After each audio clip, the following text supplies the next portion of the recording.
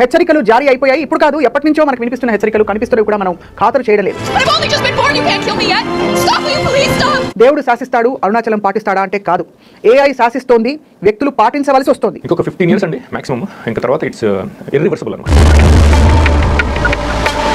మీ మనసులో ఉన్నది, మెదడులో ఉన్నది మీరు బయట పెట్టకుండానే అనుకుంటుందా? నాకు ఎక్స్ట్రాడినరీ పర్సెప్షన్ ఎబిలిటీస్ ఉన్నాయన్నమాట. థర్డ్ అనేది ఈ ఫ్యాక్ట్ అమెరికన్ గవర్నమెంట్ కూడా తెలుసు. ఇప్పుడు మీకు కొన్ని ఎగ్జాంపుల్స్ ఇస్తాను, షాకింగ్ ఎగ్జాంపుల్స్. ఈ చెప్పులు ఇలా ఉన్నాయి, లెఫ్ట్ లెగ్ దీంట్లో పెట్టాను. ఈ మైండ్ కంట్రోల్ టెక్నాలజీని నానో బాట్స్ డెవలప్ చేశారు. ఆ నానో బాట్స్ చాలా చిన్నగా ఉంటాయి, మనకు కనపడవు, మైక్రోస్కోప్ లో కూడా కనపడవు, అంత చిన్నగా ఉంటాయి. చాలా ఫార్ఫెచ్డ్ గా ఉంది. అంటే వినడానికి అసలు సైన్స్ ఫిక్షన్ లో నేను తీస్తే కూడా చిచ్చి నేనే నమ్మని స్టోరీ అన్నట్టుందండి. ఇంకా ప్రపంచంలో మన హ్యూమన్ స్పీషీస్ కి ఎవరికి ప్రైవసీ అనేది ఉండదు. Artificial intelligence is so advance that no human being will have any privacy. So దేవుడు లేడా? ఇంకా దేవుడు 15 years లో ఉండడు అయిపోయింది. ఇంకా దేవుడు 15 years లో ఉండడు అయిపోయింది.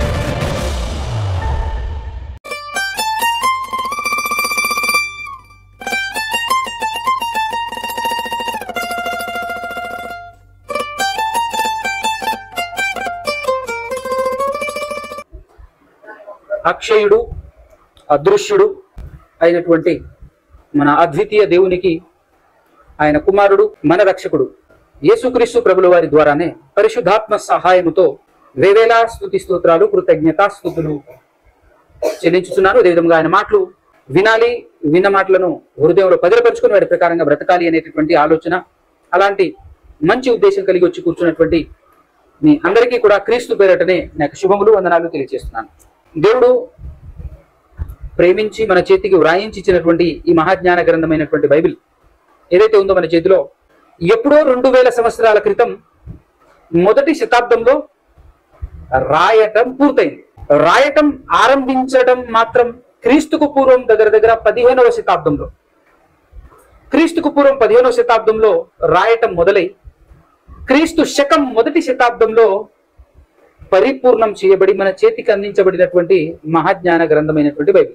ఏముంది బైబిల్లో అంటే దేవుణ్ణి, దేవుని మనసును, దేవుని టెక్నాలజీని, దేవుడు ఈ ప్రపంచాన్ని ఎలా నిర్మించాడు, ఏ విధంగా నడిపిస్తున్నాడు, ఏ విధంగా మనుషుల్ని పరిపాలిస్తున్నాడు అనేటటువంటి విషయాలు మనుషులు అర్థం చేసుకోవటం కోసం ఈ మహాజ్ఞాన గ్రంథమైనటువంటి బైబిల్ని రాయించాడు. అయితే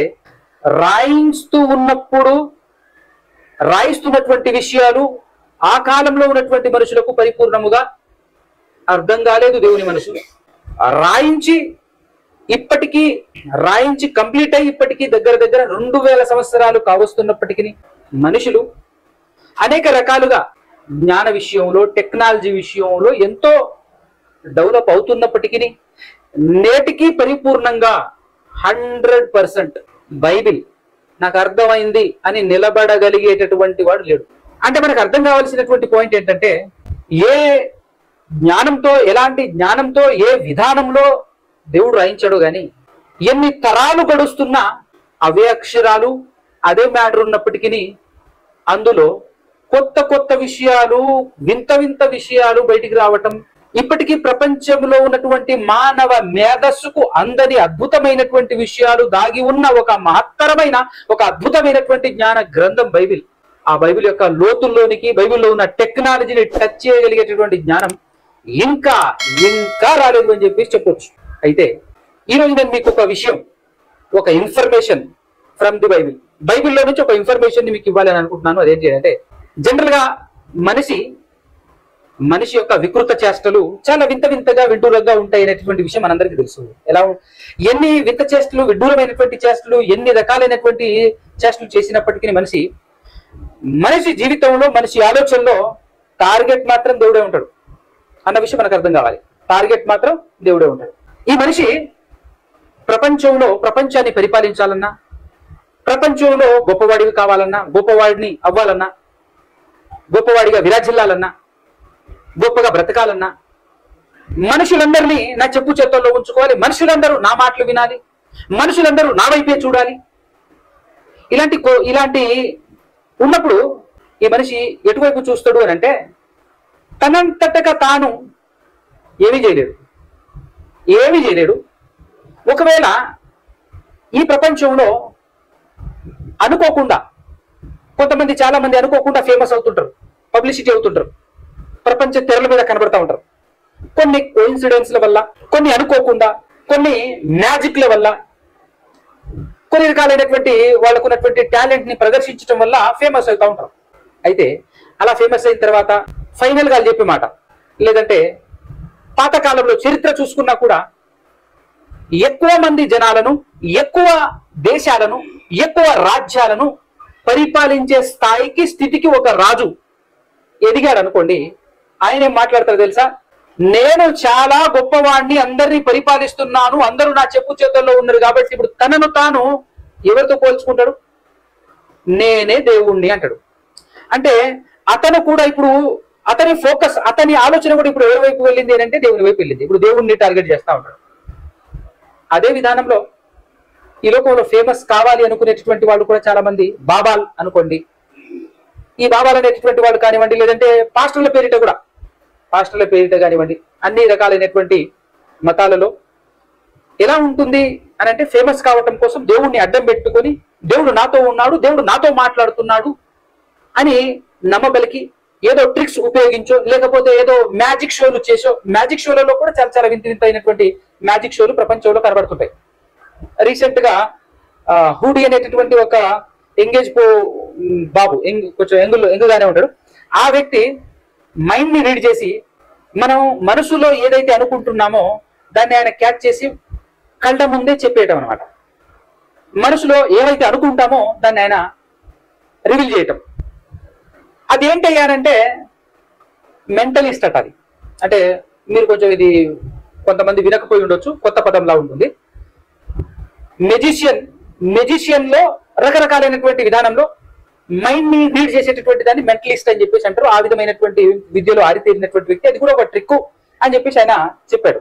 దాన్ని చాలా రోజులు నేను ట్రైన్అప్ చేసి నేర్చుకున్నాను. ఇప్పుడు ఆయన ఓపెన్ గా మాట్లాడాడు కాబట్టి ఓకే, ఒకవేళ ఆయన అలానే ఇంట్లో కూర్చొనో లేకపోతే ఎక్కడో బజార్లో కూర్చొనో వస్తున్నటువంటి వాళ్ళందరి యొక్క మైండ్ సెట్ రీడ్ చేసేసి వాళ్ళు ఏమనుకుంటున్నారు, వాళ్ళు ఏం అనుకొని ఇక్కడికి వచ్చారు, ఆ విషయాలు కొన్ని చెప్పాడు అనుకోండి. ఫైనల్ గా ఏం జరుగుతుంది అంటే ఆయన ఒక బాబా అవుతాడు, ఫేమస్ అవుతాడు.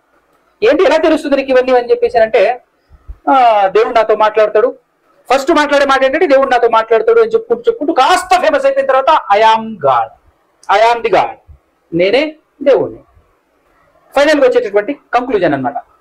ఇలా రకరకాలుగా ఎన్ని కోణాలలో ఇంకా ఫేమస్ అవడం కోసం ఇంకొంతమంది దేవుణ్ణి టార్గెట్ చేసుకొని నేను ఒక బాబానంటూ ఒక అతీత శక్తులు ఉన్నాయని చెప్పేసి, నాకేదో అతీతమైనటువంటి అతీతమైనటువంటి పవర్ నాకుంది అని చెప్పి ఇలా ఫేమస్ అవుతుంటారు. ఇదొక రకం. అయితే ఇంకొక రకం ఎలా ఉంటుందంటే, ఇంకొకటి వచ్చేసి అతను కూడా ప్రపంచంలో ఫేమస్ అవ్వాలి, ఫేమస్ అయి బతకాలి. ఈ చిన్న జీవితాన్ని బ్రతకటం కోసం ఎన్ని వెరిచాస్తలు మనుషులు చేస్తుంటారు అని అంటే, ఇంకొకడు నిలబడి ఏమంటాడంటే ఇప్పుడు ఆయన కూడా ఫేమస్ అవ్వాలి, అందరూ దేవుడు ఉన్నాడు, ఈ దేవుడు ఆ కార్యం చేస్తున్నాడు, ఈ కార్యం చేస్తున్నాడు అని చెప్పేసి మ్యాజిక్లను, జిముక్కులను ఇవన్నిటిని అడ్డం పెట్టుకొని ఫేమస్ అవుతా ఉంటే, వాళ్ళకి ఎదురుగా ఇంకొక వ్యక్తి దేవుడు లేడు అని ఫేమస్ అవుతున్నాడు. అయితే వాడి ఫోకస్ కూడా దేవుడు లేదు. అందరూ ఎవరిని టార్గెట్ చేస్తున్నారంటే దేవుణ్ణి టార్గెట్ చేసి ఏదో ఒక రకంగా దేవుణ్ణి వాడుకొని దేవుని మీద డిపెండ్ అయి ఫేమస్ అయి ఈ 60-70 సంవత్సరాల బ్రతుకును బ్రతకటానికి బ్రతికి మాయమైపోతుంటాడు మనిషి. 60-70 సంవత్సరాల తర్వాత కనబడడు వీడు. అలాంటి వీడు తరతరాలు యుగాలు భూమిని పుట్టించి, భూమి పుట్టినప్పటి నుంచి నిరంతరం ఏకరీతిగా నిలబడి ప్రపంచ ప్రజలందరినీ పరిపాలిస్తున్నటువంటి దేవుడిని టార్గెట్ చేస్తుంటాడు. నేను దేవుణ్ణి, నాతో దేవుడున్నాడు, దేవుని అతి దిశలు నాలో ఉన్నాయి అంటూ, దేవుడే లేడు, ఉండడు అంటూ రకరకాలైనటువంటి కోణాల్లో రావడం. అంటే తాను ఫేమస్ అవటం కోసం, తాను బతకటం కోసం, జానడు పొట్టను పోషించుకోవటం కోసం మనిషి పడే ప్రయాస ఈ రేంజ్ లో ఉంటుంది అని మనకు అర్థం కావాలి. అయితే ఇదంతా నేను ఎందుకు చెప్తున్నాను అంటే, ఈ మధ్య ఒక కొత్త వింత విషయం నేను వినటం జరిగింది. కొంతమంది అంటే సహోదరులు ఇదేంటి ఇలా ఉంది అని చెప్పేసి వాట్సాప్ లో పంపించడం జరిగింది. దాన్ని నేను విన్నాను. ఏముంది అక్కడ వింత అని అంటే, టైటిల్ లో ఏముందంటే, ఇంకో 15 సంవత్సరాల తర్వాత దేవుడు అనేవాడు ఉండరు. కొంపదీసి దేవుడు అనే ఆయన్ని పట్టుకొని ఏమైనా చంపేస్తున్నామని చెప్పేసి ఏమైనా మాట్లాడతారా? దేవుడు అనేవాడు ఆ తర్వాత ఉండడు, మేము పోయి ఏమైనా చంపేస్తున్నామని చెప్పేసి ఏమైనా చెప్తారా? అసలు వీళ్ళు ఏం మాట్లాడతారు అయ్యా అని చెప్పేసి ఓపెన్ చేసి దాన్ని కాస్త ఓపికతో వినటం జరిగింది. అయితే దేవుడు అనేవాడు లేడు అనేటటువంటి స్టేట్మెంట్ 15 సంవత్సరాల తర్వాత, అంటే ఇప్పుడు ఉన్నటువంటి దేవుడు ఇప్పుడు ఉన్నాడు. అయితే 15 సంవత్సరాల తర్వాత దేవుడు కనుమరుగైతాడు. ఇక దేవుడు అనేవాడు ఉన్నాడు. దేవునికి ఎలాంటి పవర్స్ అయితే ఉన్నాయో ఆ పవర్స్ మనుషుల చేతుల్లోనికి వచ్చేస్తున్నాయి అని మాట్లాడుతున్నారు. జనరల్ గా ఎవడైనా ఫేమస్ కావటం కోసం దేవుడిని అడ్డం పెట్టుకుంటాడు. అడ్డం పెట్టుకుని ఒకడు దేవుడు లేడంటే ఇంకొకడు దేవుడు ఉన్నాడు నాతో ఉన్నాడు అని అంటే వీడు ఒక కొంచెం డిఫరెంట్ యాంగిల్లోకి వచ్చాడనమాట. వీడు డిఫరెంట్ యాంగిల్లో వచ్చేసి ఇప్పుడు ఉన్నాడు దేవుడు 15 సంవత్సరాల వరకు ఉంటాడు, ఆ తర్వాత ఉన్నాడు, ఏం జరుగుతుంది ఏమైతుంది అని చెప్పేసి అంటే ఆయన అంటాడు ఏఐ అంటే ఆర్టిఫిషియల్ ఇంటెలిజెన్స్ అనేటటువంటిది బాగా డెవలప్ అవుతుంది. బాగా డెవలప్ అయ్యి ఏం చేస్తున్నారు అని అంటే ఇప్పటి వరకు మనకు తెలిసినటువంటి ఒక ఇన్ఫర్మేషన్ లేదంటే నాలెడ్జ్ ఏంటంటే పిల్లరా సిస్టమ్ కంప్యూటర్స్ వచ్చాయి కదా, ఆ కంప్యూటర్స్ చేసేటటువంటి వర్క్స్ ఎంతో కొంత మనకు అవగాహనలో ఉంది. చాలా టెక్నాలజీ కూడా బెటర్ గానే పెరిగాయి. చాలా చాలా మనం మనుషులు చేయలేనటువంటి పనులు వాటి ద్వారా చేయించుకొని ఎన్నో ఇన్ఫర్మేషన్ స్టోర్ చేయటం కానివ్వండి, లేకపోతే సీక్రెట్స్ అవన్నీ అందులో దాచిపెట్టడం కానివ్వండి. ఇప్పుడు ఐటీ డిపార్ట్మెంట్ ఉంటుంది, ఇన్ఫర్మేషన్ టెక్నాలజీ అని చెప్పేసి, అందులో చాలా వాటి ద్వారా చేసేటటువంటి మాయాలు, వాటి ద్వారా చేయించేటటువంటి కంప్యూటర్తో చేయించుకునేటటువంటి పనులు ఎంతో వింత వింతగా కొత్త ప్రపంచాన్ని సృష్టించడం. అంటే బయట కాదు, సిస్టంలోనే కొత్త కొత్త ప్రపంచాన్ని సృష్టించడం. కొన్ని సినిమాల్లో కూడా చూపిస్తుంటారు. ఫర్ ఎగ్జాంపుల్ గా అవతార్ ఒకటే ఒక రూమ్ లో తీశారట, కొత్త ప్రపంచానికి తీసుకెళ్లారు ఆ సినిమాలో. సో ఇలాంటివి ఎవరి ద్వారా చేస్తున్నారు అంటే కంప్యూటర్తో చేస్తున్నారు. ఇంత చేస్తున్న తర్వాత ఏం జరుగుతుంది అంటే ఒక కంప్యూటర్ ని ఉపయోగించుకొని ప్రపంచంలో ఉన్నటువంటి వేరే వేరే కంప్యూటర్స్ లో ఉన్నటువంటి డేటా మొత్తం ఇందులోనికి తెలియకుండా హ్యాక్ చేసేసి వేరే కంప్యూటర్ ని ఇక్కడ ఉన్నటువంటి కంప్యూటర్ తో కంట్రోల్ చేస్తూ ఆ కంప్యూటర్ లో ఉన్నటువంటి ఇన్ఫర్మేషన్ అంతా వీళ్ళు లాక్కుంటూ హ్యాక్ చేసుకుంటూ ఈ విధమైనటువంటి టెక్నాలజీ ఇది కూడా మనం వింటుంటాం అప్పుడప్పుడు న్యూస్ ఛానల్స్ లో. హ్యాక్ చేశారు, లేదంటే మన మొబైల్స్ ని కూడా మన చేతిలో ఉన్నటువంటి మొబైల్స్ ని కూడా హ్యాక్ చేసేసి ఇక్కడ ఉన్నటువంటి మన మొబైల్లో ఉన్నటువంటి ఇన్ఫర్మేషన్ ని వాళ్ళు ఆటోమేటిక్ గా తీసుకెళ్ళటం, ట్రాక్ చేసేసి తీసుకెళ్ళటం అనేటటువంటిది మనం తెలుసుకోవడం, ఇన్ఫర్మేషన్ తెలుసుకోవటం అనేటటువంటిది చూస్తూ ఉన్నాం. దాన్ని సైబర్ క్రైమ్ కింద కేసులు కూడా నమోదు చేసుకొని ఏదో చేస్తూ ఉంటారు. దాదాపు ఎవరికి దొరకకుండా ఎవరికి అర్థం కాకుండా హ్యాక్ చేస్తూ ట్రాక్ చేస్తూ ఏదో చేస్తుంటారు. ఇక్కడ వరకైతే మనం విన్నాం. ఇప్పుడు ఈ వ్యక్తి వచ్చేసి ఏమని మాట్లాడుతున్నాడు అని అంటే సేమ్ టు సేమ్ నీ మైండ్ లో ఏముందో, నీ మైండ్ లో ఏదైతే రన్ అవుతుందో అలా ప్రపంచంలో ఉన్నటువంటి మనుషులందరి మైండ్ లో ఏం రన్ అవుతుందో దాన్ని ఒక మనిషి ఈ ఏఐ ద్వారా, ఆర్టిఫిషియల్ ఇంటెలిజెన్స్ ద్వారా ప్రతి మనిషిని కంట్రోల్ చేయబోతున్నాడు. ఈ ఆర్టిఫిషియల్ ఇంటెలిజెన్స్ ఏఐ ద్వారా ప్రతి మనిషిని కంట్రోల్ చేయబోతున్నాడు. ప్రతి మనిషి యొక్క మైండ్ ని ఇంటర్లింక్ చేసేసి వాళ్ళ డేటాని, అంటే మన హృదయంలో మనం అనుకుంటాం కదా, మనం లోపల ఏమనుకుంటామో ఈ ప్రపంచంలో ఎవరికి తెలియదు, మనకు తప్ప మన చుట్టుపక్కల ఉన్నటువంటి వాళ్ళు ఎవ్వరికి కూడా మన మైండ్ లో మనం ఏమనుకుంటున్నామో ఎవరికి తెలియదు. కానీ ఒకటి మనకు తెలుసు, మన ఊహ మనకు తెలుసు, రెండు దేవునికి తెలుసు. అయితే ఇప్పుడు ఏఐ ద్వారా అమెరికాలో ఉన్నటువంటి ఒక సంస్థ లేదంటే వాళ్ళకు ఉన్నటువంటి టెక్నాలజీని బట్టి వాళ్ళు తెలుసుకుంటున్నారు అని చెప్పేసి ఒక వ్యక్తి, అమెరికా నుంచి వచ్చినటువంటి వ్యక్తి, ఆయన్ని స్వప్న అనేటటువంటి సహోదరి యూట్యూబ్ ఛానల్లో ఆవిడ ఇంటర్వ్యూ చేస్తూ అడుగుతున్నప్పుడు ఆయన చెప్తున్నాడు. ఆయన చెప్తుంటే వింటుంటే ఎగ్జాక్ట్ గా నాకేమనిపించింది అని అంటే యాక్చువల్ గా ఇక్కడ కూర్చొని ఇంటర్వ్యూ ఇచ్చేటటువంటి స్టేజ్ కాదుతుంది, అతను ఒక మానసిక రోగి అని అనిపించింది నాకైతే. ఎందుకంటే మానసిక రోగం అనేటటువంటిది ఎన్ని రకాలుగా ఉంటుందో మనం ఊహించలేము. అసలు దేవుడు ఈ మైండ్ ని చేసినటువంటి విధానమే ఇప్పటికీ మనుషులకు అర్థం కాలేదనంటే ఈ మనుషులట ఇప్పటి వరకు ఏదో 100% బ్రెయిన్ ఉంటే ఈ బ్రెయిన్ లో 1%, 2%, 3% మాత్రమే వాడుతున్నారట. ఈ 100% వాడితే ఏ రేంజ్ లో ఉంటుందో ఒక్కసారి ఊహించుకునేటటువంటి ప్రయత్నం చేద్దాం మనం. ఈ 100% బ్రెయిన్ ని, దానికి ఉన్న 100% కెపబిలిటీ ఏ రేంజ్ లో ఉంటుందో అది ఏ మనిషికి తెలియదు, దేవునికి తెలుసు. అలాంటి దేవునితో 1%, 2% వాడినోడు మాట్లాడుతూ ఏం చేస్తుంటారంటే దేవునితో పోల్చుకోవటం, దేవుణ్ణి ఇక లేకుండా చేస్తాననటం, ఇది పిచ్చి కాదంటారా? ఒక్కసారి ఆలోచన చేయండి. ఇది పక్క 100% పిచ్చి కాదా? రెండోది ఏంటంటే నాకేమనిపించింది అంటే అందమైన జీవితం అనే ప్రోగ్రామ్ ఒకటి జరుగుతుంది మామూలుగా సుమన్ టీవీ అనేటువంటి దాంట్లో. అందులో ఒక ఆవిడ జనరల్ గా పిచ్చి పట్టినటువంటి వాళ్ళు ట్రీట్మెంట్ కోసం తమంతట తాము ఎవరు రారండి, ఎవరో పక్కింటోళ్ళు లేదంటే బంధువులు సొంత వాళ్ళు గట్టిగా పట్టుకొచ్చేసి ఇతనికి మైండ్ డిజార్డర్ లో పడిపోయింది లేదంటే మెంటల్ వచ్చేసింది, ఇతన్ని బాగు చేయాలి అని చెప్పేసి తీసుకొస్తారు. కానీ ఒక ఆవిడ ఏం చేసిందనంటే తనంతట తానుగా అది రోగం అనే కోణంలో రాలేదు. తను లాయర్ నాకు అవసరం అని చెప్పేసి ఆ అందమైన జీవితం ప్రోగ్రామ్ లో చాలా సమస్యలకు సొల్యూషన్ చూపిస్తూ ఉంటారు, సాల్వ్ చేసేసి మంచి మార్గంలో నడిపిస్తూ ఉంటారు అనమాట వాళ్ళు. అయితే ఆ ప్రయత్నం వాళ్ళు చేస్తున్నప్పుడు అది విని విని విని ఆవిడ కూడా అక్కడికి వచ్చేసి ఏమని మాట్లాడుతుంది అని అంటే 25 సంవత్సరాల క్రితం నేను ఒక హోటల్లో పనిచేస్తే ఆ 25 సంవత్సరాల క్రితం హోటల్లో ఒక టెలికాలర్ గా పనిచేశాను. పనిచేసిన తర్వాత అక్కడ చాలా తప్పులు జరుగుతుంటే ఆ తప్పుల్ని నేను ఖండించాను. నేను ఓనర్కి చెప్పేస్తాను, ఇప్పుడు వర్కర్స్ మొత్తం తప్పు చేస్తున్నారు, నేను చెప్తాను అని అంటే వాళ్ళు అన్నారంట, వార్నింగ్ ఇచ్చారట, నేను కారుతో గుద్ది చంపేస్తాం, అది చేస్తాం, ఇది చేస్తాం అన్న. దాంతో భయపడి ఆవిడ ఏం చేసిందంటే ఆ జాబ్ మానేసింది. మానేసి కూడా 25 సంవత్సరాలు అయిపోతే 25 సంవత్సరాల తర్వాత ఇప్పుడు వాళ్ళు అక్కడ ఉండేసి ఎక్కడోది ముంబైలో అక్కడ వాళ్ళు ఏవేవైతే మాట్లాడుకుంటున్నారో అదంతా ఈవిడికి వినబడుతుందట. నాకు వినబడుతుందండి, ఇందాక మీ స్టూడియో ముందు కూర్చున్నప్పుడు కూడా నాకు వినబడ్డాయి, లోపలికి వచ్చేసిన తర్వాత నేను అవి వినబడట్లేవు, కానీ అక్కడ గల్మ ముందు పైన బయట కూర్చున్నప్పుడు కూడా నాకు వినబడ్డాయి అని చెప్పేసి మాట్లాడుతున్నప్పుడు సైకాలజిస్ట్ అక్కడ ఒక డాక్టర్ గారు కూడా ఉంటారు, కళ్యాణ్ చక్రవర్తి అని. ఆ వ్యక్తి ఓహో అది మమ్మల్ని చూసి పడిపోయి ఉంటుంది అని చెప్పి ఆయన అన్నాడు. లేదండి మీరు అలా మాట్లాడొద్దు, అది టెక్నాలజీ, సిలికాన్ టెక్నాలజీ అనేది ఒక కొత్తది వచ్చిందంట. ఆ సిలికాన్ టెక్నాలజీ వల్ల నా మీద దాన్ని ప్రయోగించారు, ఎక్కడో ఎవరో మాట్లాడుతున్నటువంటి విషయాలు నాకు వినిపేటలా చేస్తున్నారు. స్టార్టింగ్ లో ఎవరు మాట్లాడుతున్నారు అనేటటువంటిది నాకు అర్థం కాకపోయేది, కానీ ఇప్పుడు పర్టికులర్ గా మాట్లాడుతున్న వ్యక్తి ఎవరు కూడా నేను చెప్పగలను, ఏం మాట్లాడుతున్నారో కూడా నేను చెప్పగలను. ఒక సిలికాన్ టెక్నాలజీ అని చెప్పేసి మాట్లాడుతుంది ఆవిడ. ఏం చదువుకున్నావు అని చెప్పేసి అడిగాడు. ఏం చదువుకున్నానంటే ఇంటర్మీడియట్ చదువుకుంది. అమ్మ ఇంటర్మీడియట్ చదువుకుని ఈ టెక్నాలజీ గురించి మాట్లాడుతున్నావు, అంత మాట్లాడుతున్నావు అంటే అవునండి ఏదో మా సిలికాన్ నాకు అంత పెద్ద తెలియదు, సిలికాన్ టెక్నాలజీ అట, దాంతో నన్ను ఈ విధంగా చేస్తున్నారు అని చెప్పేసి ఒక ఆవిడ వచ్చింది. ఇదంతా ఎందుకు చెప్పాను అని అంటే ఆవిడకి మెంటల్ వచ్చింది. అసలు వాళ్ళకి ఏమి లాభం అండి, అది ఏం మాట్లాడుతున్నారు అని అంటే ఆవిడ్ని చంపేద్దాము, కొడదాము, జుట్టు బట్టి లాక్కొని తీసుకెళ్లి కొడదాము అని చెప్పేసి మాట్లాడుతుంది అంటున్నారంట వాళ్ళు. ఈవిడికి వినపడుతుందట. అదే విధంగా నాకేవో మాటలు వినిపిస్తున్నాయమ్మా, ఏవో మాటలు వినిపిస్తున్నాయమ్మా అని చెప్పేసి పిచ్చి పిచ్చిగా తిరుగుతూ పిచ్చి పట్టి అతను చిన్న కుమారుడు చచ్చిపోయినట. ఇప్పుడు పెద్ద కుమారుడు కూడా అలానే ఫోన్ చేసి మాట్లాడుతున్నాడట. నాకు ఏవేవో వినపడుతున్నాయి మమ్మీ, ఏవేవో వినపడుతున్నాయి అంటే చిన్న వయసులోనే భర్త చచ్చిపోయి సింగిల్ అయిపోయి ఆ పరిస్థితులను బట్టి 100% మానసికమైనటువంటి ఒక రోగం వచ్చింది ఆవిడ.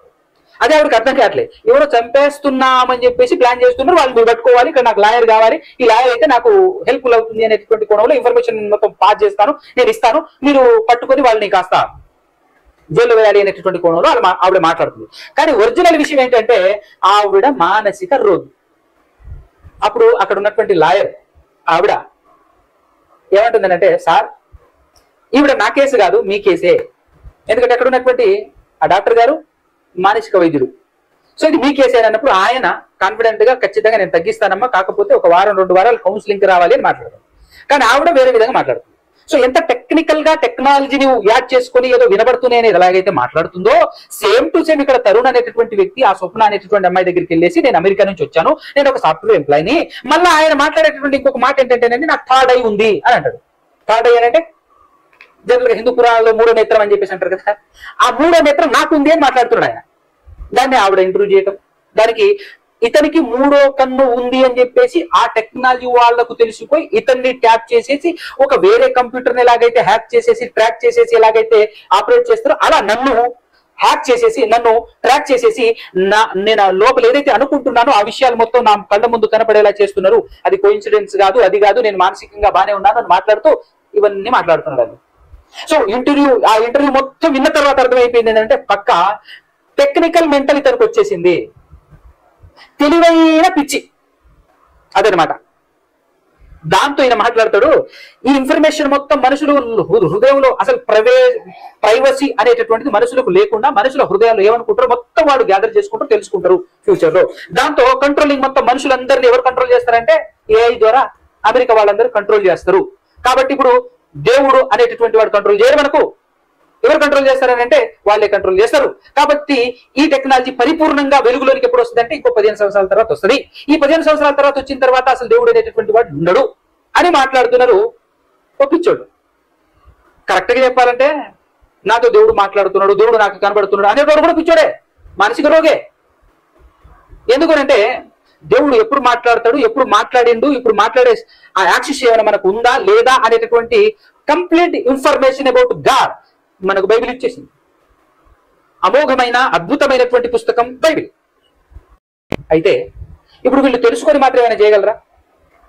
ఒకవేళ ఇన్ఫర్మేషన్ నీ హృదయంలో నువ్వేమనుకుంటున్నావో నువ్వు ఆయన తెలుసుకున్నాడు అనుకో, తెలుసుకొని మాత్రం ఏమైనా చేయగలరా? కంట్రోల్ చేసి మాత్రం చేసేదేముంది? ఎప్పుడో ఆదాము మొదలుకొని నేటి వరకు మనిషి యొక్క ఊహను బాగు చేయాలని, మనిషి యొక్క ఆలోచనలను పరిశుద్ధపరచాలని, మనిషి కోసం అని చెప్పేసి దేవుడు అనేక ప్రయత్నాలు చేసుకుంటూ వస్తున్నాడండి. నోవాహు గారి కాలంలో ఏం చెడిపోయింది అని చెప్పేసి జలప్రళయాన్ని రప్పించాడు. చూద్దాం ఒకసారి మనం ఇప్పుడు బైబిల్ని చూసి దేవుని టెక్నాలజీ ఏ రేంజ్ లో ఉందో నేను కొన్ని విషయాలు మీకు బైబిల్ ద్వారా చూపించేటటువంటి ప్రయత్నం చేస్తాను. ఏం పాడైంది అని అంటే ఏం గమనించాడు దేవుడు అనేది మనకి ఇక్కడ అర్థం కావాలి. ఏం యాక్సెస్ చేస్తున్నాడు దేవుడు, ఏం దేన్ని కంట్రోల్ చేస్తున్నాడు, దేన్ని చూస్తున్నాడు అనేటువంటి విషయం మనకు అర్థం కావాలి. ఆదికాండము 8వ అధ్యాయము 21 వచనంలో 2వ మాట చూస్తే మనకు అందరికి బాగా తెలిసినటువంటి విషయం, నరుల హృదయంలో ఉండే ఆలోచన వారి బాల్యము నుండి చెడ్డది అని చెప్తున్నాడు. అంటే దానివల్లనే హృదయం యొక్క ఆలోచనలు పాడైపోయింది కనుకనే జలప్రళయం రప్పించి అందరినీ తుడిచివేసేసి కాస్త వాతావరణం చేంజ్ చేయాలి, మనిషి హృదయాన్ని కడగాలి, పరిశుద్ధపరచాలి అనేది దేవుని యొక్క మెయిన్ మోటో, అసలు శిశులైనటువంటి ఉద్దేశం. అసలు యేసుక్రీస్తు ప్రభుల వారిని దేవుడు తన ప్రియకుమారుడైన క్రీస్తుని లోకానికి పంపించటానికి గల ప్రధానమైనటువంటి ఉద్దేశమే అది. అయితే దేవుడు ప్రతి మనిషికి ఫ్రీ విల్ అనేటటువంటిది ఒకటి ఇచ్చాడు. అంటే నువ్వు ఏమైనా ఆలోచించుకోవచ్చు, నిన్ను కంట్రోల్ చేయడు. 100% ఏ మనిషి యొక్క ఆలోచనలను దేవుడు కంట్రోల్ చేయడు. చేయగలడు కానీ చేయడు, చేయగలడు కానీ చేయడు. ఎందుకు చేయగలడు కానీ ఎందుకు చేయట్లేడు అంటే అదే మరి స్వతంత్రం. దేవుడు మనకి ఇచ్చినటువంటి ఫ్రీ విల్, దేవుడు మనకి ఇచ్చినటువంటి స్వేచ్ఛ ఇచ్చినప్పుడు ఈ స్వేచ్ఛను రాంగ్ రూట్ లో, తప్పుతోవలో, దేవుని చిత్తానికి వ్యతిరేకముగా ఎప్పుడైతే మనిషి ఆలోచించి నడుస్తాడో అప్పుడు ఖచ్చితంగా దేవుడు ఏం చేస్తాడంటే మన మనసును, మన హృదయాన్ని, మన ఆలోచనలను ఆయన కంట్రోల్ చేస్తాడు. దానికంటే ముందు ఎలా కంట్రోల్ చేస్తాడు, ఏ విధంగా కంట్రోల్ చేస్తాడు అనేటువంటి విషయం నేను మీ ముందు ఉంచే దానికంటే ముందు ఒక విషయం చెప్పాలి మీకు. ఏంటి అని అంటే ఇప్పుడు ఈ టెక్నాలజీ వల్ల మొత్తం ఇన్ఫర్మేషన్ తెలుసుకుంటే దేవునికి రీప్లేస్ చేసినట్టే. దేవుడు ఉంటాడు 15 సంవత్సరాల తర్వాత. ఒరిజినల్ గా దేవునికి బదులుగా మేము ఆ శక్తిని రూపొందించేశాము అని ఎప్పుడు చెప్పాలంటే ఆలోచనలన్నీ తెలుసుకుంటున్నాం, కంట్రోల్ చేస్తున్నాం కాబట్టి ఆలోచనలు కంట్రోల్ చేసి ఒక వ్యక్తిని పిచ్చోడిని చేయగలవేమో. వాడు సొంతంగా ఆలోచించకుండా ఒకవేళ అనుకుందాం ఒకవేళ చేశాడే అనుకో, దానివల్ల అసలు ప్రపంచానికి ఏమైనా లాభం ఉందా? మనిషి అంతరించటం, పాడైపోవటం, ఖరాబ్ అయిపోవటం, ఒక బొమ్మలా మారిపోయి అంతరించిపోవటం తప్ప ఏమైనా లాభం ఉందా? దీనివల్ల ఏమైనా డెవలప్ అవుతుందా? ఏమైనా ప్రయోజనం ఉందా చెప్పండి? పిచ్చి కాకపోతేను ఎప్పుడు చెప్పాలి దేవునికి బదులు రీప్లేస్ మేము చేసేసాం, ఆ తర్వాత దేవుని ఉపయోగం, దేవుని పని అంతమైపోయినట్టే, దేవుడికి అవసరం లేదు అనేటటువంటి మాటలు ఎప్పుడు చెప్పాలి అంటే ఆర్టిఫిషియల్ గా గుండెను తయారు చేస్తున్నాం, ఆర్టిఫిషియల్ గా మేము చేతుల్ని తయారు చేసేస్తున్నాం, కాళ్ళు తయారు చేస్తున్నాం, కళ్ళు, ముక్కు, ఈ అవయవాలు, శరీర భాగాలు మేము తయారు చేయగలుగుతున్నాం, శరీరాన్ని తయారు చేసేసి ప్రాణం కూడా పెట్టగలుగుతున్నాం, అలాంటిది కూడా మేము తయారు చేసేసినాం అని చెప్పినప్పుడు కదా మీరు మాట్లాడాల్సింది. దేవుడు 15 సంవత్సరాల తర్వాతనో 20 సంవత్సరాల తర్వాతనో ఈ దేవుడు మనకు అవసరం లేదు అనే మాట అప్పుడు మాట్లాడాలి, అప్పుడు మాత్రమే మాట్లాడాలి. కానీ ఇన్ఫర్మేషన్ నీ మైండ్ లో నువ్వేమనుకుంటున్నావు తెలుసుకుంటున్నాము టెక్నాలజీ వల్ల. నీ పెరిగి మాలిన టెక్నాలజీ కూడా అవసరం లేదు. ప్రాక్టీస్ చేసి మ్యాజిక్ చేసేటోడు కూడా నీ హృదయంలో ఉందో చెప్పి పసిగట్టి చెప్పగలుగుతున్నావు. నువ్వు దానికి టెక్నాలజీని వాడాల్సిన అవసరం లేదు.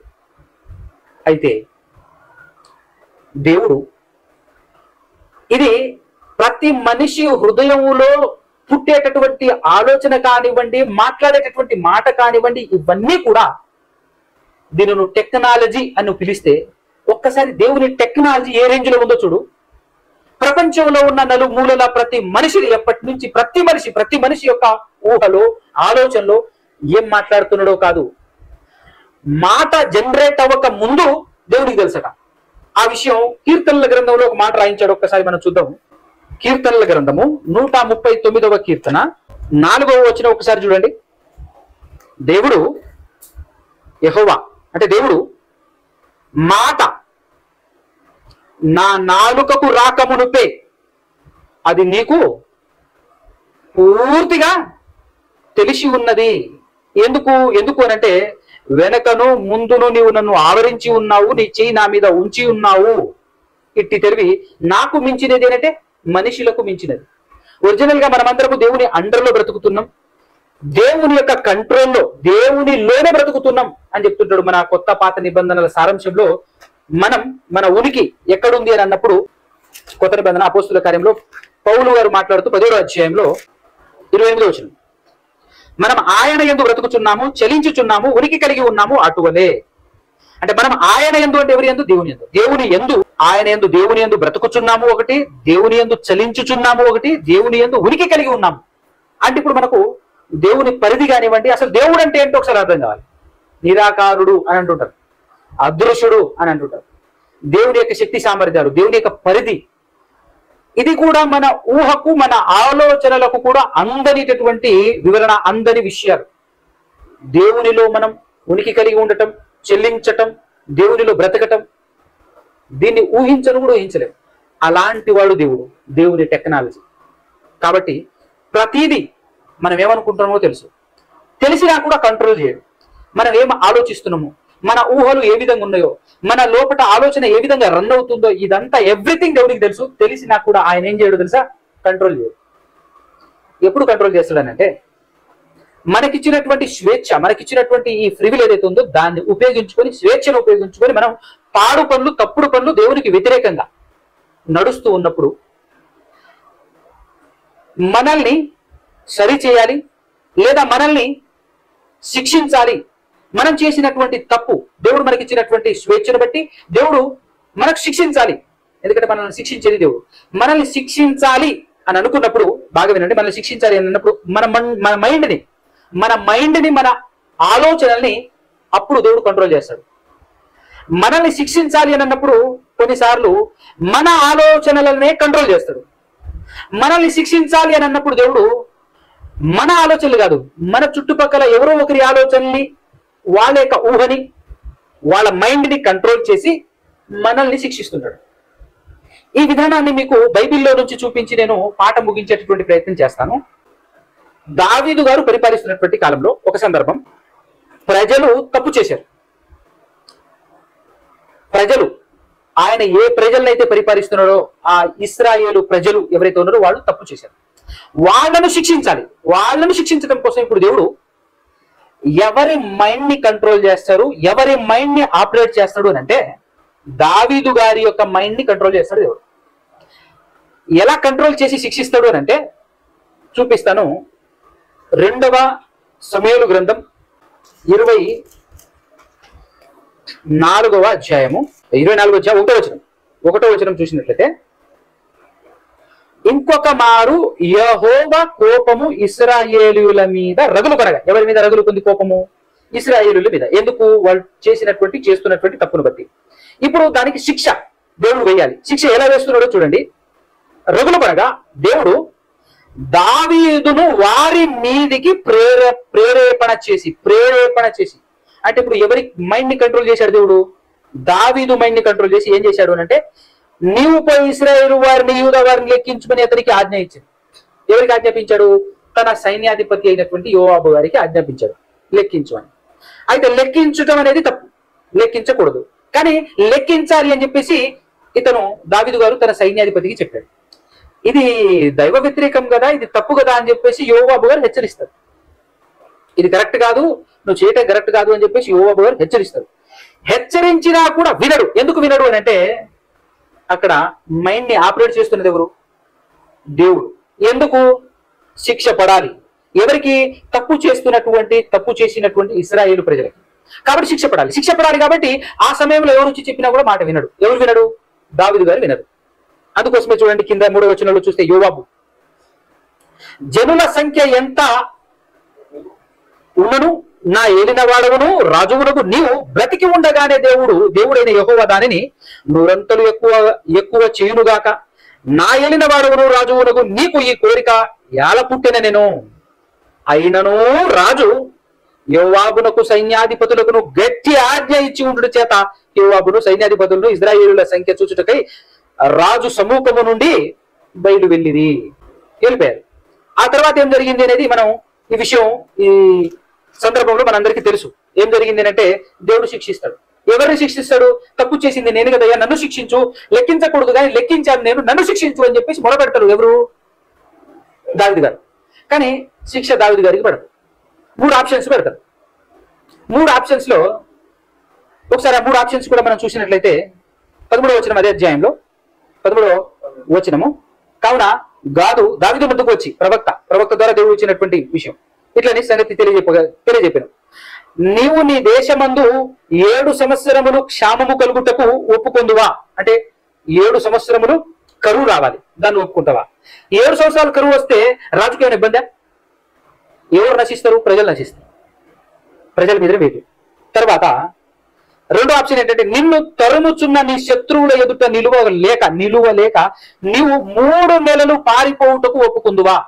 ఇప్పుడు దావీదు గారికి ఏం కాదు, దావీదు గారు పారిపోతే దావీదు గారికి ఏం కాదు.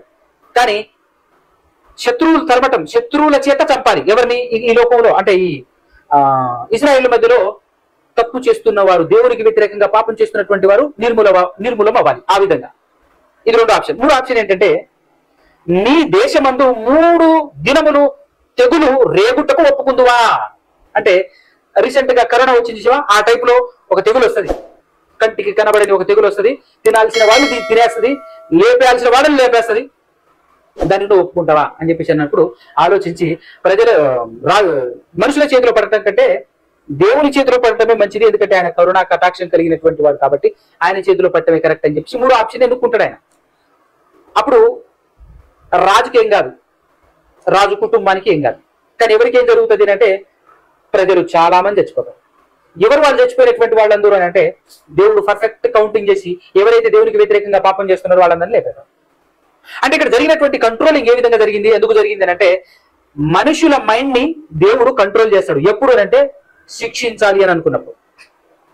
ఇంకొక సందర్భం కూడా మీకు చూపిస్తాను. ఇంకొక సందర్భం ఏంటి అంటే, దావీదు గారు 40 సంవత్సరాలు పరిపాలించిన తర్వాత మరో 40 సంవత్సరాలు తన కుమారుడైనటువంటి సొలొమోను గారు పరిపాలిస్తారు. మనందరికీ తెలుసు. సొలొమోను గారు 40 సంవత్సరాలు పరిపాలించి ఆయన చివరి దినాల్లో ఆయన తన భార్యల వలన, అనేక మంది భార్యలను చేసుకుని, తన భార్యల వలన దేవుని వైపు నుంచి తిరిగి దేవుణ్ణి విడిచిపెట్టి మనుషులు నిర్మించినటువంటి దేవుళ్ళ వైపు తన భార్యలు తిప్పేయటం వల్ల దేవుళ్ళు కాని వారికి గుళ్ళు కట్టి, బలిపీఠాలు కట్టి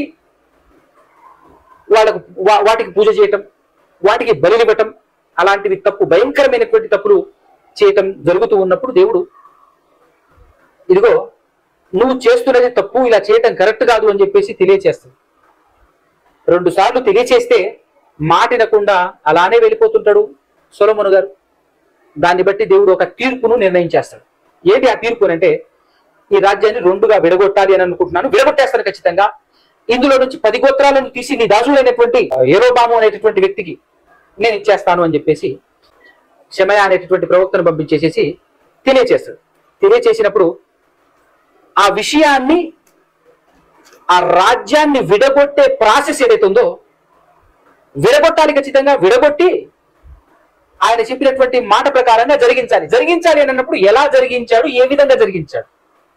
అక్కడ మనుషులందరి యొక్క మైండ్ ని కంట్రోల్ చేస్తూ ఎలా తిప్పాడు, ఏ విధంగా తిప్పాడు, తాను అనుకున్నది ఎలా జరిగించాడు, అక్కడ ఇశ్రాయేలుల మధ్య ఏ విధంగా జరిగించాడు అనేది అద్భుతమైనటువంటి టెక్నాలజీ, దేవుడు వాడినటువంటి టెక్నాలజీ అన్నమాట.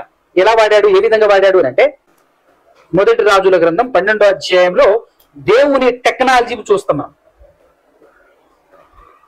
సొలొమోను గారు 40 సంవత్సరాలు పరిపాలించిన తర్వాత, ఆయన చనిపోయి సమాధి చేయబడిన తర్వాత 12 గోత్రికర్తల ఇశ్రాయేలులందరూ కూడా వాళ్ళందరి మీద సొలొమోను కుమారుడైనటువంటి రెహబాము గారిని రాజుగా పట్టాభిషేకం చేసుకొని ఉంటారు. అప్పటికి యెరోబాము అనేటటువంటి ఈ వ్యక్తి ఐగుప్తులో ఉంటాడు. ఎందుకు ఐగుప్తులో వెళ్లాల్సి వచ్చింది అని అంటే, ఆయన సొలొమోను గారు బ్రతికి ఉన్నప్పుడు ఆయన కింద దాసుడు, ఇతను సొలొమోను గారి దాసుడు. అయితే ఎప్పుడైతే ప్రవక్త గారు యెరోబాము గారికి చెప్పిన తర్వాత ఆ విషయం సొలొమోను గారికి అర్థమైపోయి తెలిసిన తర్వాత సొలొమోను గారు యెరోబాము గారిని చంపాలని ప్రయత్నం చేసినప్పుడు అతను పారిపోయి ఐగుప్తు దేశంలో దాక్కున్నాడు. ఐగుప్తు దేశంలో దాక్కున్న తర్వాత ఇతను చనిపోయాడని తెలిసిన తర్వాత మళ్ళా రిటర్న్ వచ్చేస్తాడు. వచ్చేస్తే ఇప్పుడు ఇతన్ని రాజుని చేయాలి, 10 గోత్రికర్తలు విడిపోవాలి. ఈ ప్రాసెస్ ని దేవుడు ఏ విధంగా చేయించాడు అని అంటే, 40 సంవత్సరాలు అధిక భారమును, పన్నును ప్రజల మీద వేసి, అధిక భారాన్ని వేసి పరిపాలించాడు సొలొమోను రాజుగారు. 40 సంవత్సరాలు భరించినటువంటి మనుషులందరూ జనరల్ గా పరిపాలనలో ఉన్నటువంటి ప్రజలందరూ మేము అనుకున్నట్టుగా అదేమైనా ప్రజా పరిపాలన కాదు కదా, అది రాజుల పరిపాలన. రాజు ఏం చేస్తే అదే శాసనం, దాని ప్రకారంగా బ్రతకాలి. కానీ కొత్తగా ఇదిగో మీ నాన్న ఎప్పుడైతే సొలొమోను గారు చచ్చిపోయి ఆయన కుమారుడైనటువంటి రెహబాము గారు లైన్లోకి వచ్చేసి రాజ్య పరిపాలన చేస్తూ ఉన్నటువంటి కాలంలో పట్టాభిషేకం నొందిన తర్వాత ఈ పెద్దలందరూ ఇశ్రాయేలీయుల పెద్దలందరూ చేరి వాళ్ళందరికీ ఒక ఆలోచన వచ్చింది. ఏంటి ఆలోచన అంటే, సొలొమోను గారు చాలా భారాన్ని మన మీద మోపాడు కదా, ఇప్పుడు ఆ భారం మరీ మనం మోయలేము, కొంచెం తగ్గించమని మనం వెళ్ళి అడుగుదాం అని వాళ్ళందరికీ ఆలోచన పుట్టడం. రాజుకు వ్యతిరేకంగా రాజు దగ్గర మాకు అనుకూలంగా కాస్త ఈ చట్టాన్ని వెసులుబాటు చేయి అని చెప్పేసి అడగాలనేటటువంటి ఆలోచన ప్రజలందరికీ రావటం. ప్రజలందరికీ వచ్చేలా వాళ్ళందరి మైండ్ ని కంట్రోల్ చేసింది ఎవరు అక్కడ అని అంటే దేవుడు పుట్టించాడు ఒక ఆలోచన. ఆ ఆలోచనలు సరాసరి తీసుకెళ్లి రాజు దగ్గర పెడతారు. మీ నాన్న చాలా కఠినంగా అంటే కొంచెం భారమైనటువంటి మా మీద భారం ఎక్కువ వేశారు కాబట్టి ఆ భారాన్ని కాస్త సులువు చేస్తే తగ్గిస్తే మేము మీకు దాసులు అవుతామయ్యా అని చెప్పేసి అడగటం, ప్రజలు అడగటం. సరే దీనికి సమాధానం 3 రోజుల తర్వాత ఇస్తాను నేను, మీరు వెళ్ళండి అని చెప్పేసి ప్రజల్ని పంపించారు. పంపించిన తర్వాత ఒక గ్రూప్ తన తండ్రి అయినటువంటి సొలొమోను గారు పరిపాలిస్తున్నప్పుడు తనకు సహకారులుగా సలహాలు సూచనలు ఇచ్చేటటువంటి ఒక బ్యాచ్ ఉంటుంది, సీనియర్ బ్యాచ్. ఆ సీనియర్ బ్యాచ్ ని పిలిపించినప్పుడు వాళ్ళు అద్భుతమైనటువంటి సలహా ఇస్తారండి. ఏంటి అంటే, వాడు ఏదో అడగలేదు, జస్ట్ సింపుల్ విషయం అడిగారు. ఇప్పుడు కనుక మేము ఓకే చేసేసి సరే అనేస్తే జీవితాంతం నువ్వు రాజుకుంటావు, వాళ్ళందరూ నీ కింద ఉంటారు అని చక్కటి సలహా ఇచ్చారు. మంచి సలహానే ఇచ్చారు. ఎవరు? ఆ సీనియర్ బాడీ. సీనియర్లు ఎవరైతే ఉన్నారో చక్కగా పరిపాలనలో సహకరించేటటువంటి వాడు మంచి ఆలోచన ఇచ్చారు. ఇప్పుడు ఆ ఆలోచనని రెహబాము రాజు గారు అనుసరిస్తే, పాటిస్తే దేవుడు అనుకున్నది జరుగుతుందా? దేవుడు ఏమనుకున్నాడు? ఈ రాజ్యం ముక్కలవ్వాలి, 10 గోత్రికర్తల మీద యెరోబాము రాజు అవ్వాలి, యెరోబామును రాజును చేస్తానని దేవుడు ఆల్రెడీ మాట ఇచ్చేశాడు ప్రవక్త ద్వారా. ఇప్పుడు అది జరిగించాలి. దేవుడు జరిగించాలంటే ఇప్పుడు ఎవరి మైండ్ కంట్రోల్ అవ్వాలి? రాజుగారి మైండ్ కంట్రోల్ అవ్వాలి. నెక్స్ట్ ఫస్ట్ ఎవరి మైండ్? అక్కడ ఉన్నటువంటి ప్రజలందరి మైండ్ ని కంట్రోల్ చేశాడు. తర్వాత ఇప్పుడు రాజుగారి మైండ్ కంట్రోల్. ఏమని? ఇతని సలహా, వీళ్ళ సలహా నేను తీసుకున్నాను కదా, నెక్స్ట్ నాతో పాటు పెరిగినటువంటి యవనులు ఉన్నారు కదా, వాళ్ళ సలహా కూడా అడగాలి. ఇప్పుడు వాళ్ళు ఎలాంటి సలహా ఇవ్వాలి? వాళ్ళు కూడా ఇక్కడ సీనియర్ బాడీ ఏదైతే ఉందో, సీనియర్ గుంపు ఏదైతే ఉందో, వాళ్ళు ఏదైతే చెప్పారో దాన్ని గౌరవిస్తూ అదే కరెక్ట్ అని చెప్పొచ్చు. వాళ్ళు అలా చెబితే ఏం జరుగుతుంది? దేవుడు అనుకున్నట్టుగా జరగదు. ఇప్పుడు కాబట్టి వాళ్ళ మైండ్ సెట్ వాళ్ళు ఏమనాలి? అలా కాదు, మీ నాన్న 10% ఒక 50% వాళ్ళ మీద భారం వేస్తే నేను 100% వేస్తానని చెప్పు అని దానికి ఒక మంచి ప్రాసం కూడా వాడటం జరిగింది. మా నాన్న చిటికన వేలు కంటే, మా నాన్న నడుము కంటే నా చిటికన వేలు బరువుగా ఉంటుంది అని చెప్పేసి చెప్పు అని చెప్పి వాళ్ళు ఇచ్చారు. ఇప్పుడు ఈ ఇద్దరిలో చక్కటి సలహా ఏది, మంచి సలహా ఏది అనేటటువంటి ఆలోచన, వివేకం అనేటటువంటిది ఇతను ఉండాలి. ఆలోచిస్తాడు, ఆలోచించి చక్కగా చెప్పొచ్చు. ఆ మాత్రం జ్ఞానం, ఆ మాత్రం ఆలోచన మనిషికి ఉంటుంది. కానీ దేవుని చిత్తం జరగాలి. ఇప్పుడు దేవుడు కంట్రోల్ ఈ విధంగా ఎందుకు చేస్తున్నాడు అని అంటే, ఆయన చిత్తం జరగాలి. శిక్ష ఏదైతే ఆయన వేశాడో ఆ శిక్ష అక్కడ అమలు జరగాలి. కాబట్టి ఇతను ఎవరి మాట వింటాడు? ఇప్పుడు యవ్వనులు ఏదైతే చెప్పారో ఆ మాటే విని యవ్వనులు చెప్పిన లెక్కల ప్రకారంగా 3వ దినాన తిరిగి వచ్చినటువంటి ప్రజలందరితో, ఇశ్రాయేల్ ప్రజలందరితో జవాబిస్తాడు ఇతను. అప్పుడు ఆ ప్రజలందరూ ఏం చేస్తారంటే, దావీదులో మాకు భాగం లేదు, యూదవారులారా మీ రాజును మీరే చూసుకోండి, మాకు సంబంధం లేదని చెప్పేసి అందరూ వెళ్ళిపోతారు. వెళ్ళిపోవటం మాత్రమే కాకుండా ఇంకా ఏం ధైర్యం చేస్తారంటే, ఆ తర్వాత రోజు రాజుగారు తన కింద ఉన్నటువంటి ఒక వ్యక్తిని తీసుకెళ్లేసి, అదోరాము అనేటటువంటి వ్యక్తిని తీసుకెళ్లేసి వ్యక్తి పనులు చేయించేటటువంటి వాళ్ళ మీద అధికారిగా ఈ అదోరాము గారిని నియమించి తీసుకెళ్లేసి అక్కడ ఇతను కూడా వెళ్తారు వాళ్ళతో పాటు, ఆయనతో పాటు ఇతను కూడా వెళ్ళిన తర్వాత అక్కడ ఉన్నటువంటి ప్రజలందరూ ముక్కుమ్మడిగా ఒకటైపోయి ఐక్యతతో ఆ అదోరాము అనేటటువంటి వ్యక్తిని రాళ్ళు రుబ్బి చంపేస్తారు, కొట్టి చంపేస్తారు. అది చూసి అక్కడి నుంచి పరిగెత్తుకుంటూ రథం ఎక్కేసి రిటర్న్ వచ్చేస్తారు మళ్ళా పట్టణానికి. ఎవరు? రెహబాము రాజు గారు. వచ్చేసిన తర్వాత, ఓహో మీరు అనుకున్నంత మాత్రాన అయిపోతుందా? మీలో మాకు భాగం లేదు, మీ కింద మేము ఉండము, మీరు చూసుకోండి అని అంటే అయిపోతుందా? నేను ఎవరనుకో రాజుని, మరలా మిమ్మల్ని నా చెప్పు చేతుల మీదకి ఎలా తేవాలో కూడా నాకు తెలుసు అని చెప్పేసి దగ్గర 1,80,000 మందిని సమకూర్చుకొని యుద్ధానికి రెడీ అయ్యాడండి రాము గారు. యుద్ధానికి రెడీ అయినప్పుడు ఇప్పుడు దేవుడు ఎంటర్ అయి షమయ అనేటటువంటి ఒక ప్రవక్తను పంపించి ఆ ప్రవక్త ద్వారా చెప్పిస్తున్నటువంటి మ్యాటర్ ఒక్కసారి మనం వింటే మనకు ఈ మ్యాటర్ అంతా అర్థమైపోయింది. దేవుని యొక్క ఆపరేషన్ ఎలా ఉందో మనకు అర్థమైపోతుంది. ఒకసారి చూడండి. 12వ అధ్యాయం 1 రాజుల గ్రంథం 21-22 వచనాలు చూసినట్లయితే, రెహబాము యెరూషలేమునకు వచ్చిన తర్వాత ఇశ్రాయేలు వారితో యుద్ధము చేసి రాజ్యము సొలొమోను కుమారుడైన రెహబాము అను తనకు మరలా వచ్చినట్లు చేయుటకై యూదా వారందరిలో నుండి బెన్యామీను గోత్రీయులలో నుండి యుద్ధ ప్రవీణులైన 1,80,000 మందిని పోగు చేసింది. అంతటా దేవుని వాక్కు దైవజనుడగు షమయాకు ప్రత్యక్షమై ఇలాగు సెలవిచ్చెను, నీవు సొలొమోను కుమారుడును యూదా రాజునైన రెహబాముతోను యూదా వారందరితోనూ బెన్యామీనీయులందరితోనూ శేషించిన వారందరితోనూ ఇట్లనుము, యెహోవా సెలవిచ్చినదేమనగా, జరిగిన ప్రాసెస్ ఉంది చూసావా, జరిగినది నా వలననే జరిగిన. అంటే అదంతా ఆ సెటప్ అంతా ఆ విధంగా చేయించింది ఎవరయ్యా అంటే నేనే చేయించాను, నేనే జరిగించాను. కాబట్టి మీరు ఇశ్రాయేలు వారకు మీ సహోదరులతో యుద్ధము చేయుటకు వెళ్ళక అందరూ మీ ఇండ్లకు తిరిగి పోవుడి అని అంటారు. అంటే దేవుడు ఎలా ఎప్పుడు మైండ్ని కంట్రోల్ చేస్తాడు అనే విషయం మనకు అర్థమైతే ఇక్కడ మనం కూడా నేర్చుకొని జాగ్రత్త పడాల్సినటువంటి విషయం ఏంటంటే, దేవుడు మనకు స్వేచ్ఛనిచ్చాడు.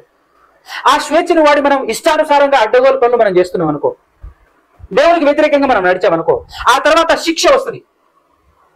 ఆ శిక్ష కూడా ఎవరికి వస్తుందంటే దేవుని కంట్రోల్లో ఉన్నటువంటి వాళ్ళకి మాత్రమే శిక్ష వస్తుంది.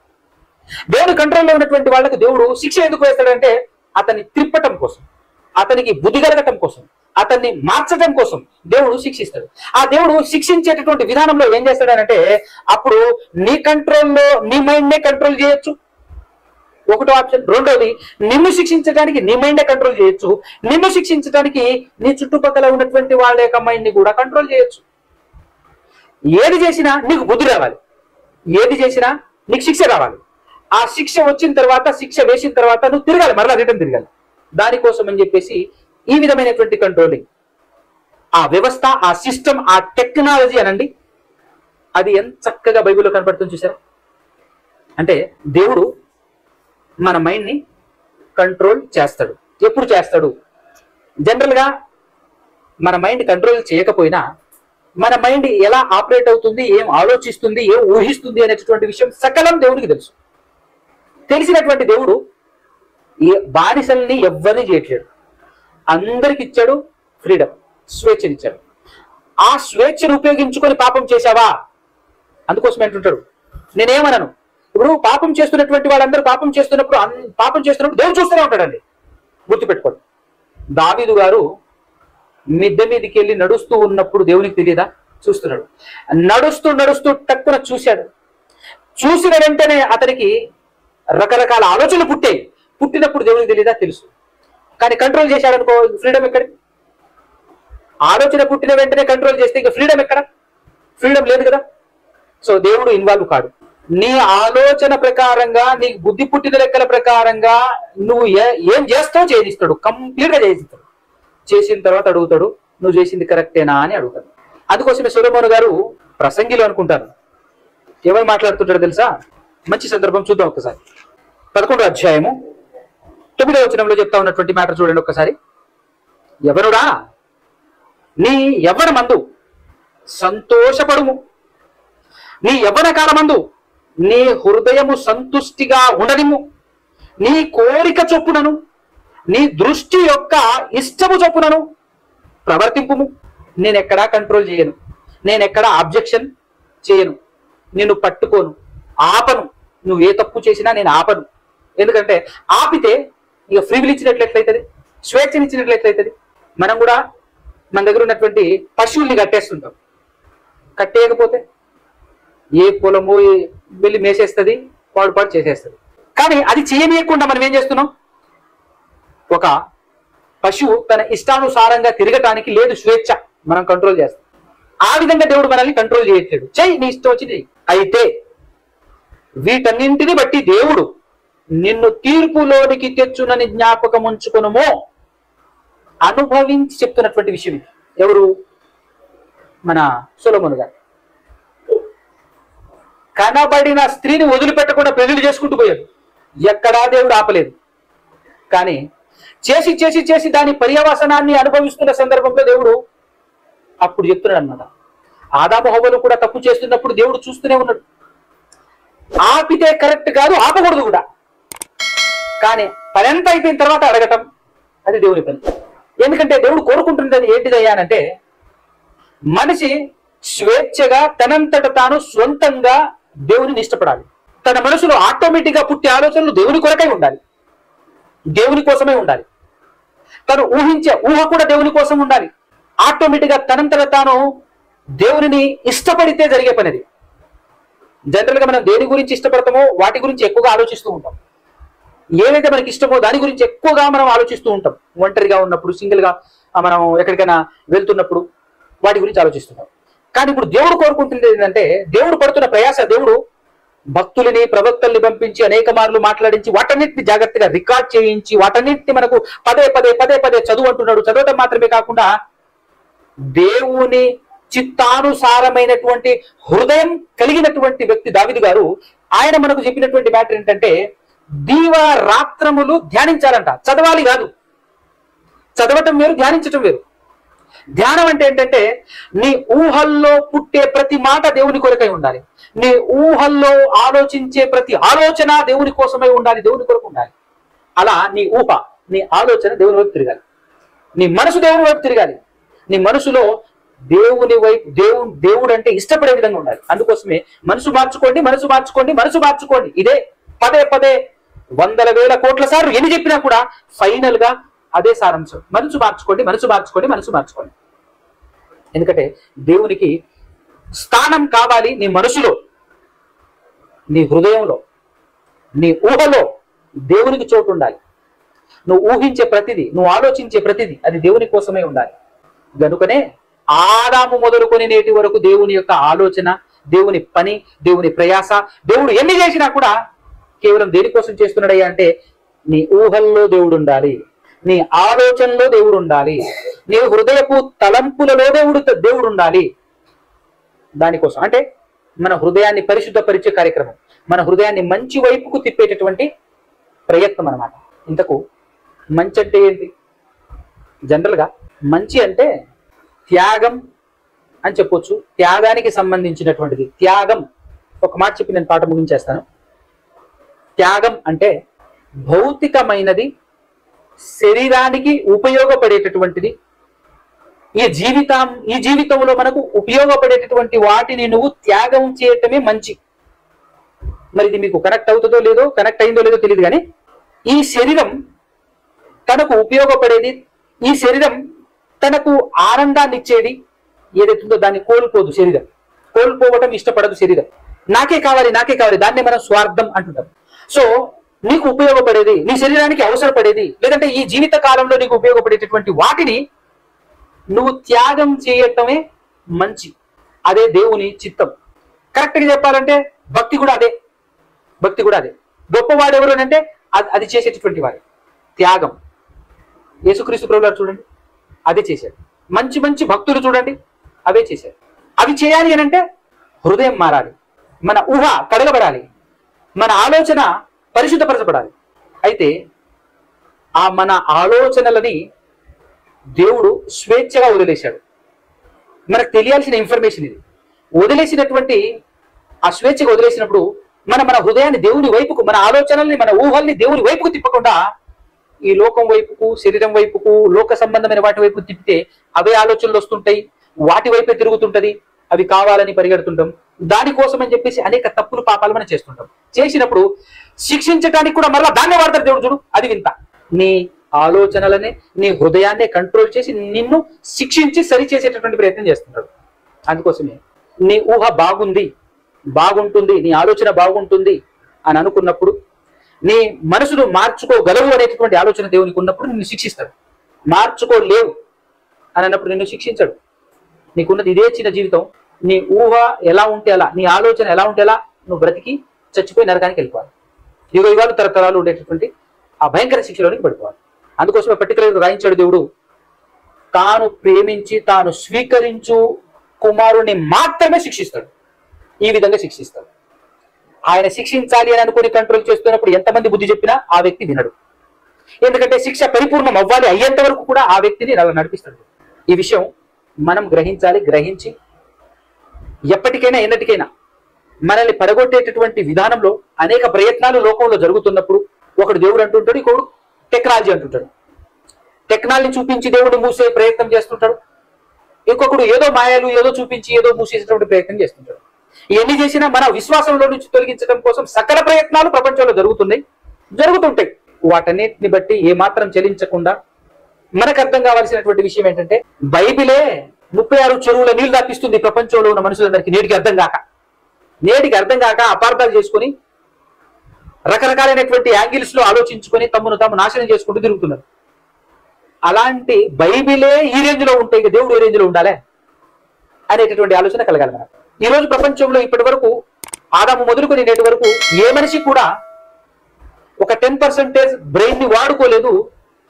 10% వాడుకోకపోతేనే 10% కూడా వాడకుండానే దేవుడు తయారు చేసిన బ్రెయిన్ ని 10% కూడా వాడకుండానే ఎంత టెక్నాలజీ అని ఊగిపోతున్నాడు మనిషి. ఇక 50% అయితే ఆలోచించండి ఒకసారి. అయితే నేను మీకు చెప్తున్నటువంటి విషయం ఏంటంటే 100% మైండ్ వాడితే ఇంకా అది ఏ రేంజ్ లో ఉంటుందో ఒక్కసారి ఆలోచన చేయండి. 100% వాడినా కూడా దేవునికి భయపడాలి నాయన నువ్వు నేను మనమందరము. ఎందుకనంటే ఈ 100% బ్రెయిన్ ని నిర్మించింది దేవుడు అన్న సంగతి మర్చిపోతాడు మనిషి.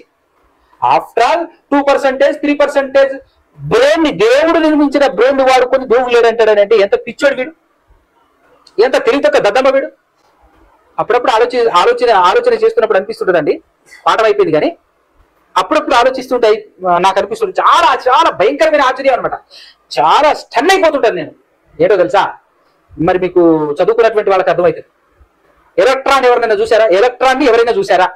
కనబడదు ఎవరికి. ఎలక్ట్రాన్ ఎక్కడ ఉంటుందంటే సాలిడ్ మెటీరియల్లో ఉంటుంది. అది ప్రతి మెటీరియల్లో ఉంటుంది. ప్లాస్టిక్ లోను, ఇనుములోను, వెండిలోను, బంగారంలోను, అన్నింట్లో ప్రతి వస్తువులో, చెక్కలో కూడా ప్రతి వస్తువులో ఎలక్ట్రాన్ అనేటటువంటిది ఒకటి ఉంటుంది. ఎలక్ట్రాన్, ప్రోటాన్, న్యూట్రాన్ అనేది ఉంటుంది. అయితే దేవుడు ఎంత గొప్పవాడనంటే ఎలక్ట్రాన్ చేత ప్రపంచాన్ని నడిపిస్తున్నాడు. ఎలక్ట్రాన్ చేత. ఈ సైన్స్ అనే పిచ్చోడు ఏం మాట్లాడతారు తెలుసా? ఎలక్ట్రాన్నే చూస్తాడు. ఎలక్ట్రాన్ ని నిర్మించే దేవుడు చూడరు. అది వింత. అసలు ఎలక్ట్రాన్ ద్వారా జరుగుతున్న వింత ఏంటంటే, ఎలక్ట్రాను కదలకుండా దేవుడు చేసేస్తే ప్రపంచం ఉన్నట్టుండి స్తంభించిపోద్ది. చూడు, కంటికి కనిపించని ఎలక్ట్రాన్ కదలకుండా చేసేస్తే దేవుడు చేయగలరా లేడా?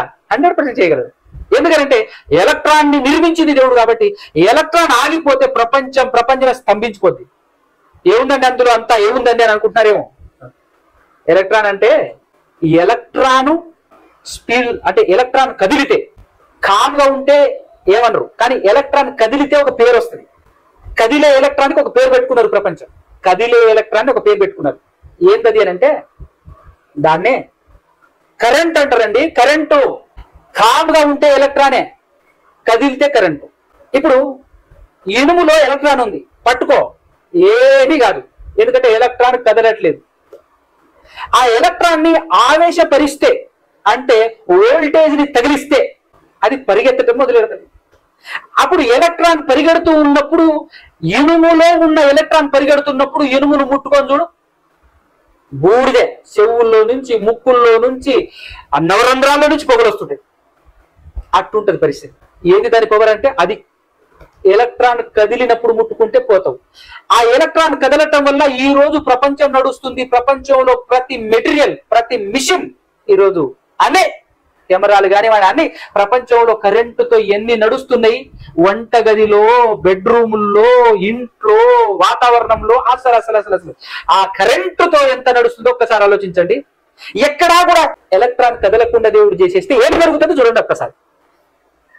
ఏం మాట్లాడుతున్నావు మనిషి ఏం మాట్లాడుతున్నాడు పిచ్చెక్కి? ఎలక్ట్రాన్ తో సుక్క చూపిస్తాడు దేవుడు. అది ఎలక్ట్రాన్ ని ఆపేస్తే నీకు ఉంటుంది ఆ తర్వాత బతుకు. అది దేవుడు అంటే. ఆఫ్టర్ ఆల్ కంటికి కనిపించని ఎలక్ట్రానే ఇంత చేస్తుంటే దేవుడు ఎంత చేయాలి? ఏమనుకుంటున్నావు దేవుని గురించి నువ్వు? కంటికి కనిపించని ఎలక్ట్రాన్ ఈరోజు ప్రపంచాన్ని ఎలా శాసిస్తుందో చూడు. ఆ ఎలక్ట్రాన్ ఎవరి హ్యాండ్ ఓవర్ లో ఉందంటే దేవుని హ్యాండ్ ఓవర్ లో ఉంది. నువ్వు ఎలక్ట్రాన్ నే చూస్తావు. ఎలక్ట్రాన్ ని నిర్మించిన నిర్మాణకుడిని నువ్వు చూడలేవు, నీ వల్ల కాదు. అందుకోసమే బైబిల్ చెప్తుంది, లోకంలో ఉన్న జ్ఞానులందరూ వెర్రివాళ్ళరా వీరు అని చెప్తుంది బైబిల్. నిజమైన జ్ఞాని ఎవరంటే దేవుడున్నాడు అని తెలుసుకొని, దేవుడు ఈ సమస్తాన్ని నిర్మించాడు, దేవుడు నిర్మించిన వస్తువుల్ని పట్టుకొని ఆ వస్తువులు చేత చేసే పనులను ఊహించుకొని చూసి పిచ్చెక్కి మాట్లాడుతున్న మనిషి. సిలికాన్ అనేటటువంటి మెటీరియల్ అండి ఈరోజు మెమరీ కార్డు మొత్తం తయారు చేస్తుంది. దాంతో స్టోరేజ్ చూడు ఎట్లా ఉందో, దాన్ని బట్టి ఊగిపోతుంటాడు, మాట్లాడుతుంటాడు. అదే నువ్వు ఏది చేసినా దేవుడు నిర్మించిన ప్రకృతిలో ఉన్నటువంటి మెటీరియల్ ని వాడుకొని ఏదైనా నువ్వు చేస్తావు. చేసి దేవుడే లేడు, దేవుడిని మించిపోయామని మాట్లాడటం వెర్రి కాదు, పిచ్చి కాదు. ఆ మెటీరియల్స్ అన్ని నిర్మించింది దేవుడు. నువ్వు దేవుడిని తక్కువ అంచనా వేస్తున్నావు. అసలు దేవుని గురించి అవగాహన లేక పిచ్చి మాట్లాడి, దేవుని గురించి అవగాహన లేకపోవటం వల్ల ఇవన్నీ వెర్రి మాటలు మాట్లాడుతుంటారు మనుషులు. కాబట్టి దేవుని రేంజ్ ఏంటి అసలు అని మనకు అర్థం కావాలి. కాబట్టి ఈ విధంగా ఆలోచన చేస్తే మనిషి ఎన్ని చేసినా కూడా దేవుని దరిదాపుల్లో టచ్ కాదు కదా. అసలు దేవుడి కంట్రోల్ నుంచి తప్పుకోలేడు. 4 రోజులు ఊగిపోయి చచ్చిపోయి నరకానికి పోయి అక్కడ డీజే డాన్సులు వేసేటటువంటి మనిషి పిచ్చి కూతురు కూస్తుంటాడు. కాబట్టి దేవుని భయభక్తులు కలిగి తండ్రి అని ఆయన ముందు మోకరించి బ్రతకటమే అమోఘమైన, అద్భుతమైన, అసలు శిశులైనటువంటి జ్ఞానం, అసలు శిశులైనటువంటి స్వేచ్ఛ. అందుకోసమే మన మనసుని దేవుని తిప్పుకుందాం, మన హృదయాన్ని, మన ఆలోచనలో, మన ఊహల్లో కూడా దేవుడు ఉండేటట్టు చూసుకుందాం. అందుకోసం ఎల్లప్పుడూ ఎనీ టైం వాక్యం వింటూ చదువుతూ ఉంటే మన హృదయాన్ని దేవుని వైపు తిప్పగలం.